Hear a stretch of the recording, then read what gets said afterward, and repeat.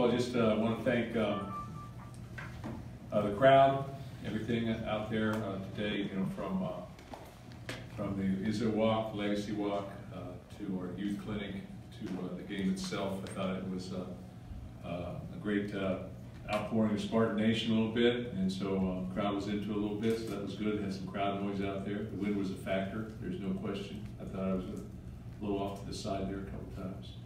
But spring practice is still going. We'll have our final practice on Tuesday, which will be number 15. Tried to play everybody in the spring football games, which is what we did, giving everybody an opportunity to do something in that football game, which I think is important because I think everybody has to bring value. They have to have an opportunity to play in front of a crowd to put a little bit more pressure on them as players. As far as what exactly happened out there, we'll watch the film to better disseminate what's going on. But I thought the work he played well. I threw the ball effectively in some tight windows in the wind, and you know, guys made some good catches. Had a couple catches that were balls that were dropped, and I think Lombardi, if you take a couple negative plays there in terms of what went on with you know, I think he dropped a snap or something of that nature. You know, he threw the ball pretty effectively as well. Ran the ball. We'll see how we run the ball based on the film, what's going on defensively. We're a hard football team to run against, and we'll maintain that as we go. So I'll take some questions. We'll go from there. Mark, that kind of was my first question for you. Is when you have the defense playing at as high of a level it is, how can you judge the offense when they maybe aren't going to face a defense any better during the season? Well, let's hope so. First of all, you know, I hope they continue to play like that. But I don't know. You know, we play a lot of press coverage. We play a lot of quarters coverage and man coverage. So that's not earth-shattering. People know that about us. So the windows are going to be tight to throw the ball into. I thought Josiah Price made an outstanding play. Really made a couple of outstanding plays. So they got the ball off of people, and so you know, when you're the head coach, you know, you're sort of in the wind, literally.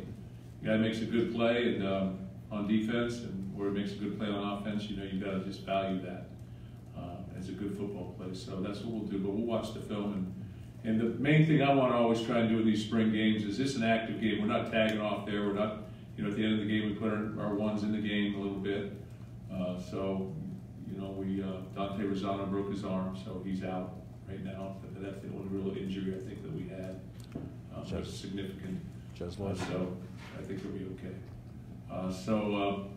But I think the main thing you want to do is try and again be crisp as we can. Everybody gets an opportunity, and that you take steps forward, and that there's value in this scrimmage. And I think there is value in it because we can evaluate and say, hey, could you block this guy, or can you tackle that guy? I want to ask about Brian a little more specifically. To me, it looked like he was back to throwing the way we were used to seeing him throw with a little zip. You know, kind of right on the money. Yeah. Did you see that from him? Was that one of the most important things to see today from him? Yeah, I think so. You know, especially like I said, I mean, the wind is blowing out there. I don't know which way it's blowing. That's the crazy thing. You know, it's blowing across the field, back, forth, everything. So it was all over the place. So I thought he threw the ball effectively, as I said. I think he's done that throughout the spring. His arm strength is good. Doesn't mean it's going to be on the money all the time, but his arm strength is good. He looks healthy, and I think I hope his confidence is there. You know, that's what I plan on. It seems to be based on how he performed today. But you know, quarterback is such an inspiring position. You know, you need to inspire people. It's not just you got to have confidence in yourself. I don't care, you do 1, 2, 3, or 4, and you got to inspire other people. And your body language has to say so. So I think you'll be ready to go. Mark, you kind of along the same lines. Brian last week had said, or this week had said he thought that it's still kind of a work in progress as far as he felt fine, but just getting back. How much do you think today goes towards pushing him down that road a little further? Well, when you throw the ball well and you're connecting on receivers and making some plays, I think that's great for you. You know, and that's always a practice thing.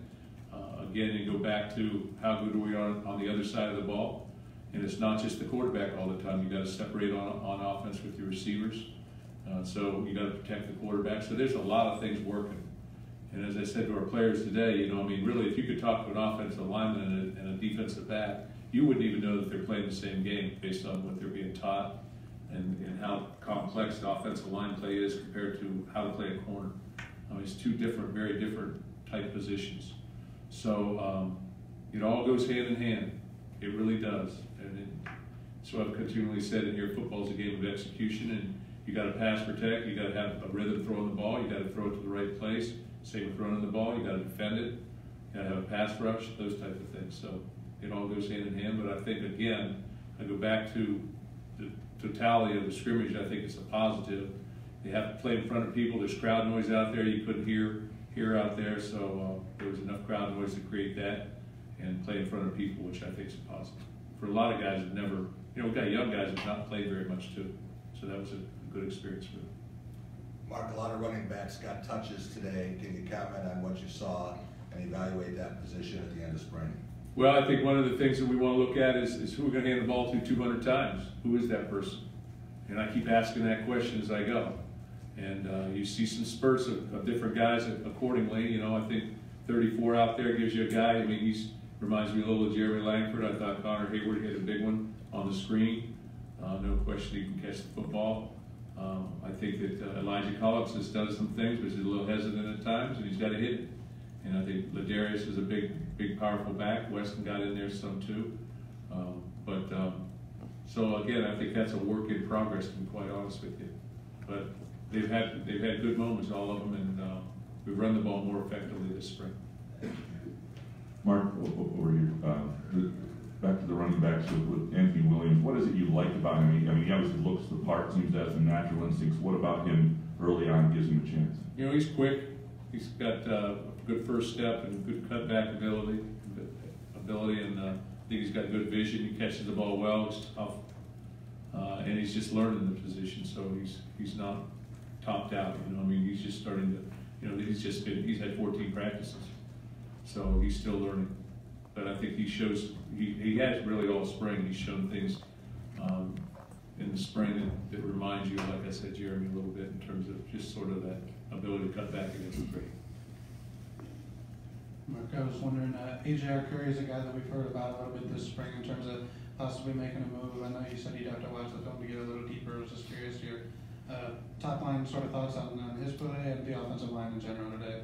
Again, I'm just trying to keep my footing out there, not get blown away. So it's tough really to evaluate your offensive line, in there. I don't think, we didn't bring max pressure and things of that nature on defense, but I thought he did pretty well, but, again, you've got to watch the film.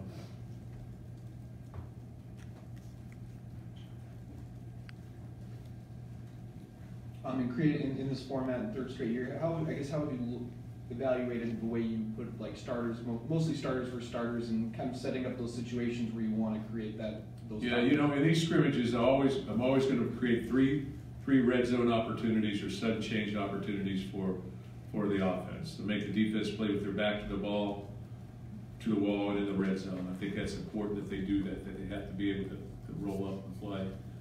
Consequently, you have to be able to take advantage of the red zone when you have that opportunity.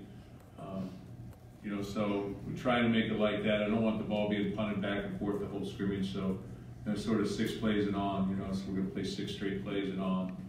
And so there's sort of we've done that. We could split it up and have a scrimmage, but then you can't put guys. You just can't alternate guys in and play around with the different scenarios. In other words, play 2s with 1s. So we try to mix it up in there to give everybody an opportunity to play, which I think that's as much as important as anything.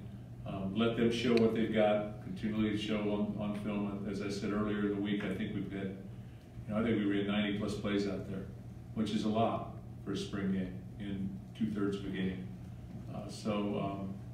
They're getting work and they're getting an opportunity to do what they can do, and then we can have an opportunity to evaluate. Mark, you and Mike both said that you want to try and get 22 starters on defense. Yeah. Guys like Caleb Gervin today and Zach Slade look like they're jumping on. What did you see from maybe some of those younger guys that are trying to work their way in? Well, I think we have good young players. Kalen is a guy that I think is making his move a little bit. Shakur Brown's had a good spring as well at the other corner. Those guys are both feel like they can both play at this level and be successful. They can really run. They have good ball skills and things of that nature. So Zach's a guy that, we've got a couple of defensive ends that are out, but I think he's a guy that can make plays and get involved. He'll be a redshirt freshman as well. So he's a young player.